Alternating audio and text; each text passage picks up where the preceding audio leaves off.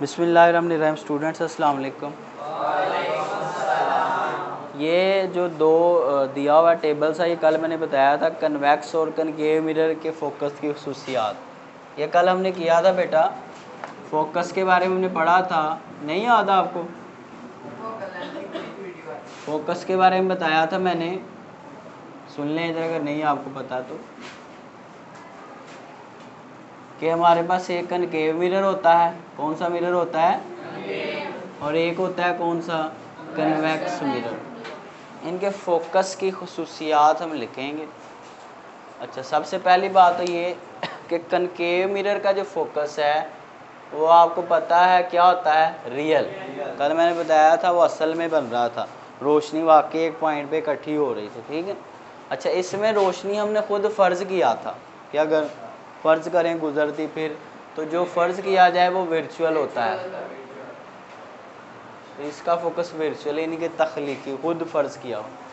अच्छा, दूसरा क्या है इसका कि कनकेव मिरर का फोकस कहाँ बनता है? सामने। देखा था ना कल, जिधर से रोशनी पड़ रही थी उधर ही बन रही थी रोशनी, जमा हो रही थी। और इसका कहाँ बनता है? पीछे, मिरर के पीछे बनता है। इसका फ्रंट पे होता है, सामने, और इसका फोकस कहाँ होता है? बिहाइंड यानी कि पीछे होता है, ठीक है बेटा।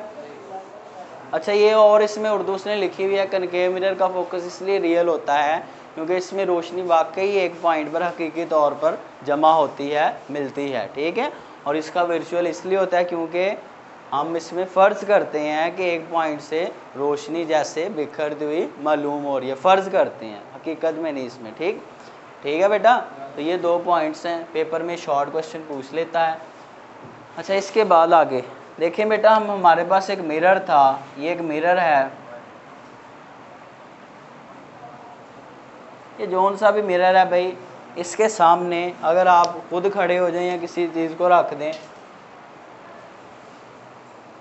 तो आपका इस मिरर से जो फासला है, आप एक जिस्म है बेटा जिसकी तस्वीर बननी है, ठीक। जिस्म को ऑब्जेक्ट इंग्लिश में कहते हैं। तो ऑब्जेक्ट का जो मिरर से फासला है बेटा, उस फासले को हम जाहिर करेंगे किससे? पी के साथ। जिस्म का जो फासला है मिरर से कि वो कितनी दूर खड़ा है, वो किससे ज़ाहिर करेंगे? हम पी से ज़ाहिर करेंगे। अच्छा, उसके बाद अब ज़ाहिर है फिर इस जिस्म की इससे रोशनी टकरा के जाएगी। बेटा क्या होता है, रोशनी जब टकरा के जाती है किसी जिस्म से, कल हमने ये पढ़ा था जिस्म कोई नहीं पड़ा होता, पता नहीं कहाँ से पीछे से रोशनी आ रही थी, बड़े दूर से लामहदूद फासले से, और फिर एक पॉइंट पे जमा हो रही थी, तो हमने कहा था वो वहाँ पे क्या बन रहा है? फोकस बन रहा है, ऐसे ही है ना। अच्छा, आज रोशनी किसी जिस्म से टकरा के आ रही है, कि रोशनी पहले सूरज से आ रही है और फिर यहाँ बल्ब से आ रही है और मेरे से टकरा के आप तक आ रही है कि नहीं? तो अगर मिरर रख दिया जाए कि मैं मिरर से कितनी दूर, मेरे से रोशनी आई टकरा के, अब मेरे से मिरर कितना दूर पड़ा हुआ है, तो ये मिरर है, ये वो जिस्म है। अब मिरर से जिस्म का फासला पी, अब ज़ाहिर है फिर मेरी एक तस्वीर भी बनेगी बेटा, जहाँ पे ये रोशनी आएगी और दोबारा से मिलेगी। ये जो मिरर है कौन सा है हमारे पास? ये इसकी बैरूनी सतह रिफ्लेक्टिंग है ना। तो हम ऐसा करते हैं, ये जो हमने मिरर बनाया इसको दूसरा बना लेते हैं, क्योंकि अब मैंने इसकी लाइनें अंदर ड्रॉ कर ली हैं। ये मैंने मिरर बना लिया, अब कौन सा? यही रहने दें, ये क्यों कर रहा हूँ बताता हूँ आपको। ये हमारे पास कौन सा मिरर था? Concave mirror. अच्छा, कनकेव मिरर से रोशनी रिफ्लेक्टिंग साइड से टकराती है, आपको पता है ना, यहाँ रोशनी टकराती है, टकरा के तो फिर आपको वो रिफ्लेक्ट होती है, वापस जाती है। तो रोशनी वापस जा रही है, जिस पॉइंट पे जाकर फिर रोशनी जमा होगी बेटा, इकट्ठी होगी, उस पॉइंट के ऊपर आपके पास एक तस्वीर बनेगी कि रोशनी आ रही है, ठीक है। आगे इस जिस्म से रोशनी टकरा के मिरर से जाके टकराएगी और टकराने के बाद एक पॉइंट पे जमा होगी, तो फिर आपको उस जिस्म की क्या नज़र आएगी? तस्वीर नज़र आती है तस्वीर मिरर में आपको कि नहीं आती? अच्छा भाई, तो ये जो तस्वीर है, तस्वीर का जो मिरर से फासला होगा बेटा, उस फासले को आप किससे ज़ाहिर करेंगे? क्यू से। किससे ज़ाहिर करेंगे? जिस्म का फासला P से, तस्वीर का फासला Q से। अच्छा, कल हमने कहा था कि इस आपके पास मिरर का कहीं पे फोकस भी बनेगा, ये प्रिंसिपल एक्सिस थी उससे लाइन गुजर रही थी, हमने कहा था कल यहाँ पे कहीं फोकस बन रहा है, ऐसे ही है ना। फोकस से लेके पोल तक का जो डिस्टेंस था उसको आपने क्या कहा था? उसको आपने फोकल लेंथ कहा था। क्या कहा था? Focal length. अच्छा जी, देखें, हम देखना चाहते हैं कि इन तीनों का आपस में क्या ताल्लुक़ है, ई एफ का, पी का और क्यू का, कि जब आप किसी जिस्म को मिरर के पास ले जाएं तो उसकी तस्वीर थोड़ी बड़ी हो जाती है, देखते हैं ना, दूर ले जाएं तो कुछ और छोटी हो जाती है। अब ये तीनों आपस में किस तरह से ताल्लुक़ रखते हैं, किस तरह हम इन तीनों को आपस में दो चीज़ें अगर दे दी जाएँ, तीसरी हम कैसे मालूम कर सकते हैं कि जिस्म हम यहाँ पे रखेंगे तस्वीर पर कितनी बनेगी, कितनी बड़े साइज़ में होगी, कितनी दूर बनेगी। ये सारी चीज़ें देखने के लिए फिर बेटा हमारे पास एक फार्मूला है, उसको क्या कहते हैं? Mirror formula. क्या कहते हैं? Mirror formula. कि अगर आपको क्या दिया जाए, अगर वो आपको ये बता दे कि तस्वीर इतने फासले पे बन रही है, तस्वीर का फासला Q से, फोकल लेंथ भी दे दी जाए, और वो आपसे डिमांड करे बताएं जिस्म किधर पड़ा हुआ था, कितने फासले पे था मिरर से, तो फिर आपने P निकालना है, और P क्या है? जिस्म का। तो उसको निकालने के लिए इस फार्मूले से, असल ये है, इसको मिरर फार्मूला कहते हैं, तो इसी से मैंने शॉर्ट करके सिंबल करके बनाया P का फार्मूला। ठीक है, इसको आप रीअरेंज करेंगे बेटा, P को इधर ही रहने देंगे, Q को उठा के इधर ले आएंगे, इधर प्लस हो रहा है, इधर आके आ जाएगा माइनस, फिर एलसीएम वगैरह लेंगे, सारा कुछ करेंगे, तो एंड पे आपके पास ये P का फार्मूला आएगा। ठीक है जी। अच्छा, इसको याद कैसे रखना है आपने? जो चीज़ फाइंड करनी है वो लेफ़्ट साइड पे होनी चाहिए, राइट पे वो कहीं पे भी नहीं आनी चाहिए। अब P निकाल लिया, पीछे Q और F ही बच गए हैं ना, तो QF आ गया, F को बाद में लिखना है। अगर राइट साइड पे F होगा तो नीचे F के साथ क्या लगाना है? माइनस। ठीक है, अब Q निकालना है, तो इधर Q नहीं आ रहा कहीं, PF बीच में क्या लगा दिया? माइनस। आप इसको सिंपल करेंगे यही आएंगे, कर लेना, आप करके देख लेना, Q के लिए ये आएगा। अच्छा, जब F निकालना होगा तो इधर F कहीं नहीं आ रहा, जब राइट साइड पे F नहीं तो नीचे फिर क्या आना है? प्लस आएगा। क्या आएगा? प्लस। ये क्यों लिखवा रहा हूँ आगे, ये बेटा न्यूमेरिकल्स में ये फार्मूले बार बार यूज़ होने हैं। ठीक है, और इस चैप्टर से 5 नंबर का न्यूमेरिकल आना है। ठीक है, उसके लिए ये 4 फार्मूले आपने अच्छे से याद रखने हैं। ठीक है, लिख लेना बेटा, बुक पे सिर्फ ये लिखा हुआ है। अब आगे देखें ज़रा, एक और बात देखें, ये जिस्म का यहाँ से लेके यहाँ तक जो बुलंदी है, इसको ज़ाहिर करेंगे जिस्म की बुलंदी, और इसे किससे लिखेंगे? HO से। किससे लिखेंगे? HO से। ये जो तस्वीर की बुलंदी है, तस्वीर की बुलंदी बेटा इससे ज़ाहिर करेंगे HI से। किससे ज़ाहिर करेंगे? HI से। देखें, एक और फार्मूला लिखवाने लगा हूँ। अगर क्या करें कि जिस्म का फासला P और तस्वीर का फासला Q, इन दोनों की अगर निस्बत लें, रेशो लें, तो बराबर आती है किसके? जिस्म की ऊंचाई बटा तस्वीर की ऊंचाई। ठीक है कि नहीं?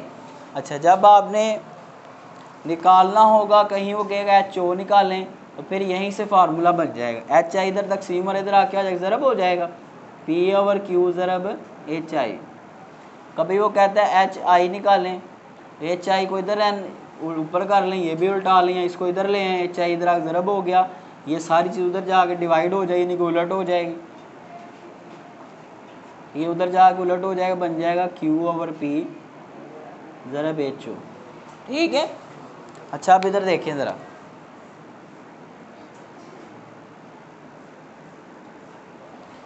मैं और आपको शॉर्टकट बता देता हूँ। जब आपने जिस्म की बुलंदी निकालनी होगी तो जिस्म के लिए P इस्तेमाल होता है ना, P ऊपर आएगा, तो डेफिनेटली फिर नीचे Q ही बन रहा है। जब तस्वीर की निकालनी, I से इमेज, इमेज का मतलब तस्वीर, तस्वीर की जब निकालनी है बेटा, तो फिर तस्वीर के लिए Q इस्तेमाल होता है, ऊपर Q आएगा, पीछे P बच गया, P नीचे आ जाएगा, और जो बाकी चीज़ है HIH वो सामने मल्टीप्लाई हो जाएगा। ठीक है। अच्छा ये फार्मूले 3 ये वाले और 2 ये वाले, ये आगे बार बार इस्तेमाल होने हैं अभी। चले अब ज़रा आगे देखते हैं हमारे पास रिफ्लेक्शन। बेटा देखें, ये कल हमने पढ़ा था कि रोशनी जब भी मिरर के रिफ्लेक्टिंग साइड से टकराती है तो टकरा के क्या करती है, रिफ्लेक्शन करती है। क्या करती है, रिफ्लेक्शन। ये भी बता दूं, देखिए इधर अगर हमारे पास एक मिरर हो जिसकी अंदरूनी साइड पॉलिश्ड है, जिसकी सॉरी अंदरूनी साइड रिफ्लेक्टिंग है, ये कौन सा मिरर होता है, कौन सा मिरर होता है ये जिसकी अंदरूनी रिफ्लेक्टिंग होती है, कनकेव होता है। क्या होता है, कनकेव मिरर। तो कनकेव मिरर की रिफ्लेक्टिंग साइड से जब रोशनी टकराती है तो क्या अमल करती है, रिफ्लेक्शन का अमल करती है। क्या करती है, यहाँ पे देखें रिफ्लेक्शन हो रही है। अच्छा हमारे पास दूसरा है कौन सा, जिसकी बैरूनी सतह रिफ्लेक्टिंग होती है, वो कन्वेक्स होता है। ये कन्वेक्स मिरर है बेटा। अब इसकी रिफ्लेक्टिंग साइड से जब रोशनी टकराएगी तो अब इसमें भी क्या करेगी, रिफ्लेक्शन करेगी। क्या करेगी, रिफ्लेक्शन करेगी। बाकी सारा कुछ वो होगा कि एंगल ऑफ इंसिडेंस बराबर होगा, एंगल ऑफ रिफ्लेक्शन के इधर भी होगा, सारा कुछ वो होगा। अच्छे भाई, उसके बाद बेटा आगे बढ़ते हैं। ये इसकी तो तस्वीर बना ली है, ज़रा इसमें भी कुछ एग्जांपल्स हैं वो हल करते हैं और प्लस इसकी एक्सरसाइज के प्रॉब्लम्स करते हैं, फिर ये सारी चीज़ें और आपको आसान होकर समझ आएंगी। अच्छा इसके बाद आगे एक छोटी सी चीज़ है मरवजा अलामात, ये ज़रा देखें फिर हम इसके प्रॉब्लम्स करेंगे। ये टेबल सा बना हुआ है, देखें बेटा गौर से आपने एक चीज़ समझनी है, और ये टेबल आएगा तो इस चैप्टर के न्यूमेरिकल होंगे।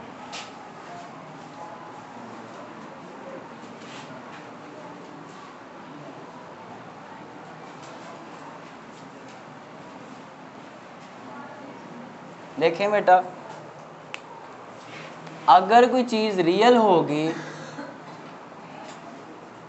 तो उससे क्या मुराद भाई बात करते हैं, और दूसरा क्या हो सकता है, कोई चीज़ वर्चुअल हो। अच्छा जी देखें भाई,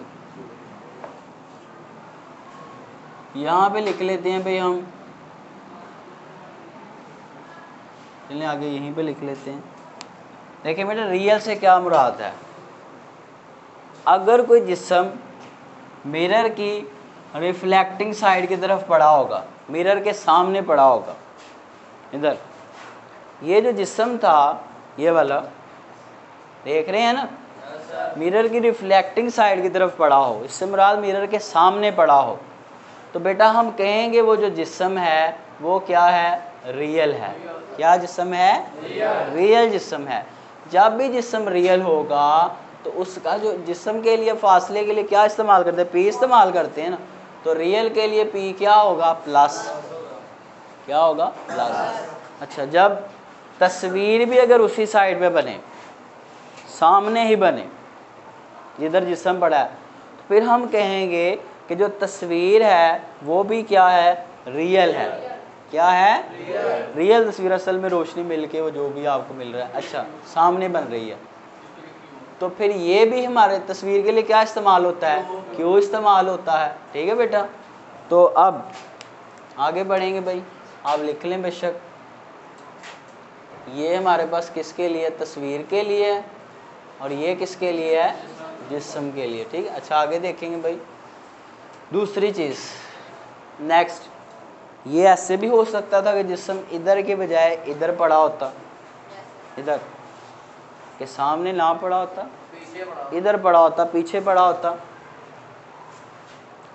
अगर रिफ्लेक्टिंग साइड की तरफ ना हो, मिरर के पीछे पड़ा हो, तो हम कहेंगे कि जिस्म जो है वो क्या है, वर्चुअल है।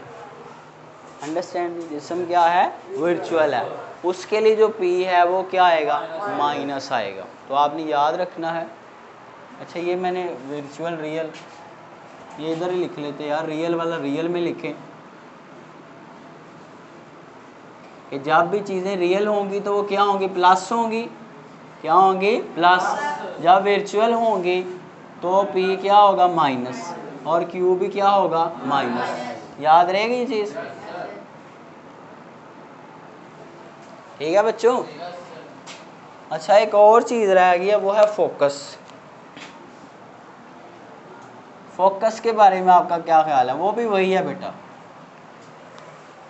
चले उसको इधर की बजाय हम नीचे ही लिख लेते हैं, इसी में लिख लेते हैं ताकि आपको इधर याद करना और आसान हो। देखें भाई, अगर तो फोकस वर्चुअल होगा तो एफ क्या होगा माइनस। अब फोकस किसका वर्चुअल होता है? कन्वेक्स मिरर का। पढ़ा था ना कल हमने, हम खुद फर्ज कर रहे थे। और किसका फोकस प्लस होता है? रियल किसका होता है? कनकेव मिरर का होता है। ठीक है बेटा। अच्छा, ये बातें आपने याद रखनी है। जब ये वर्चुअल है, इसके लिए वो दो तरह के अल्फाज इस्तेमाल कर सकता है कि चीज़ या तस्वीर या जिस्म जो भी है किधर है, पीछे है। ये इस तरह के अल्फाज भी इस्तेमाल कर सकता है। वर्चुअल कहे तो फिर तो पता लग गया ना, साथ माइनस आएगा। वो पीछे वाला लफ्ज़ भी कहीं इस्तेमाल कर सकता है। और जब वो कहेगा रियल तो उसके लिए वो कह सकता है सामने वाला। बात समझ आ रही है? ठीक है बच्चों। अभी जब हम ये इससे मिलते जुलते न्यूमेरिकल करेंगे तो सारी कन्फ्यूजन आपकी इंशाल्लाह सारी क्लियर हो जाएगी। ठीक है? क्या ऐसे ही लिखें आप, पी जिस्म के लिए पी, तस्वीर के लिए क्यू और फोकल लेंथ के लिए एफ। ठीक है। अच्छा, अब इन तीनों का आपस में क्या ताल्लुक है वो पता करने के लिए हमारे पास ये फार्मूला है, और इसी से फिर हमने आगे तीन ये फार्मूले बनाए। ठीक, अब यही फार्मूले हम बार बार इस्तेमाल करेंगे, तो आप देखते जाएं बेटा। आपके बुक वाले ने वैसे और तरीके से न्यूमेरिकल सॉल्व किए हुए हैं, क्लासों वालों ने भी वैसे किए होंगे, लेकिन हम थोड़ा मुख्तलिफ तरीके से करेंगे। ठीक है, उससे आसानी होगी आपके लिए बेटा। देखें, सबसे पहली मिसाल आप बताएंगे क्या है जी? आप देखें, अब ज़रा आपने डाटा इस चैप्टर का कैसे बनाना है ये बेटा गौर से देखना है। हाँ जी, देखें सामने, देखें कौन सा मिरर है? कन्वेक्स मिरर के सामने एक जिस्म पड़ा हुआ है और उसका फासला कितना है? 66 सेंटीमीटर। अब सामने हमने कहा रियल होता है, ये डब्बा मैंने इसलिए नहीं मिटाया। तो पी क्या आएगा प्लस में, अगर पीछे होता तो क्या आना था माइनस में। प्लस माइनस का अगर ख्याल ना किया तो ये सारा फिर न्यूमेरिकल गलत हो जाएगा। ठीक है, 4-5 नंबर कट जाएंगे। आगे क्या कह रहा है?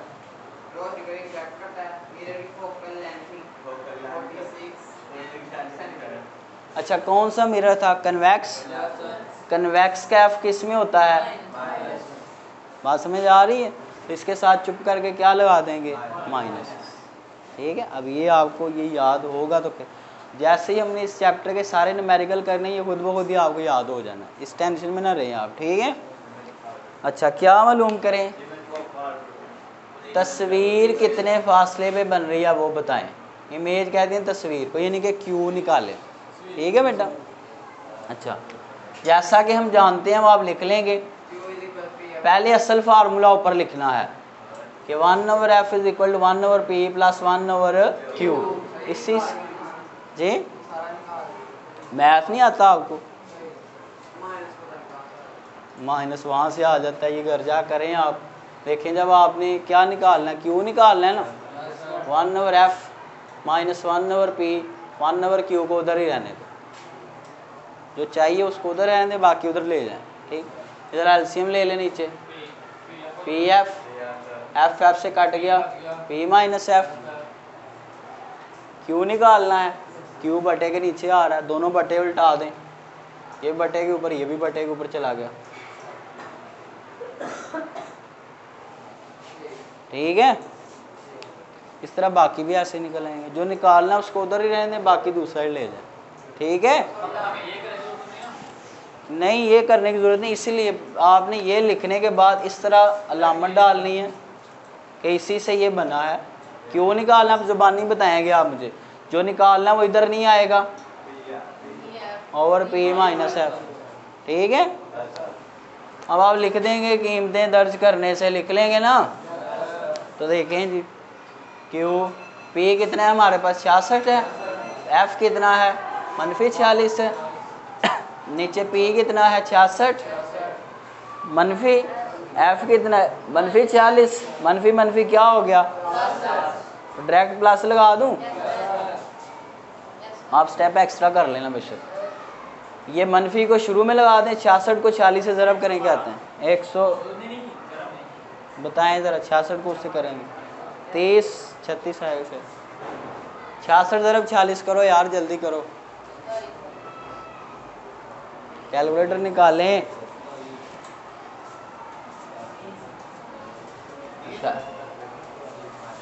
30 कुछ आएगा, हाँ 27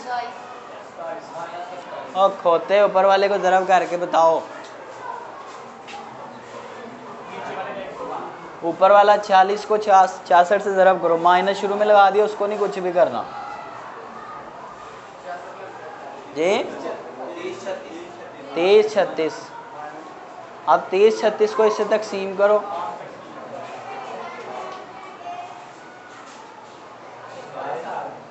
यही आया है। अच्छा आप देखें ज़रा इधर, बताते हैं उसका भी। देखें भाई, जो मनफी की लामत है वो ये जाहिर कर रही है कि आपकी तस्वीर क्या है, वर्चुअल है, ठीक है। मनफी की अलामत आप पूरा लिख लें,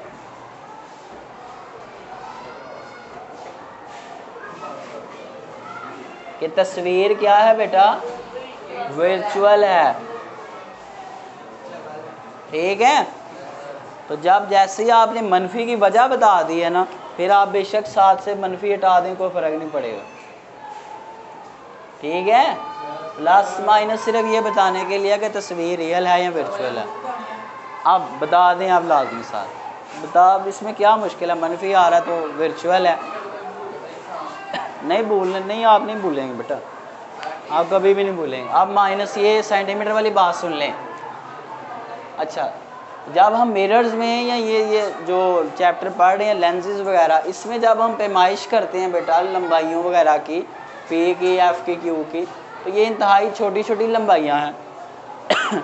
अब सेंटीमीटर 100 हो तो फिर मीटर बनता है, क्योंकि ये लंबाइयाँ इंतहाई छोटी छोटी होती हैं, इंतहाई कलील होती हैं, स्मॉल होती हैं, इसलिए हम इसकी जो पैमाइश है वो मीटर की बजाय किस में करते हैं, सेंटीमीटर में करते हैं, ठीक है। सेंटीमीटर में रख के करें। ये ऐसी है बेटा कि जैसे बच्चे ने भी खाना ही खाना होता है, आपने भी खाना ही खाना होता है। अब स्टैंडर्ड जो हमारी फूड है वो तो रोटी है, गंदम की रोटी, असल वही हम खाते हैं ना। तो आप कहें बच्चे को भी, पहले दिन के बच्चे को आप रोटी जाके उसके मुंह में डाल दें, उसके लिए मुश्किल होगी। फिर उसी रोटी को नरम करते हैं दूध डाल के या जो भी, तो कहाँ पे क्या ज़रूरत है ये देखा जाता है। यहाँ पे हमें ज़रूरत जो है वो मीटर की नहीं है बल्कि किसकी है, सेंटीमीटर की, इसलिए हम इसको सेंटीमीटर में सारी कैलकुलेशन करेंगे। गलती नहीं होगी, जब आप बार बार प्रैक्टिस करेंगे फिर गलती होगी नहीं होती। कभी ऐसे गलती हुई है आप कहें कि भाई गलती से खंभे की तार को हाथ लग जाए, फिर ऐसी गलती होती ही नहीं है, ठीक है। तो अपना ख्याल रखें बेटा, अल्लाह हाफिज़। तो बंद कर दें।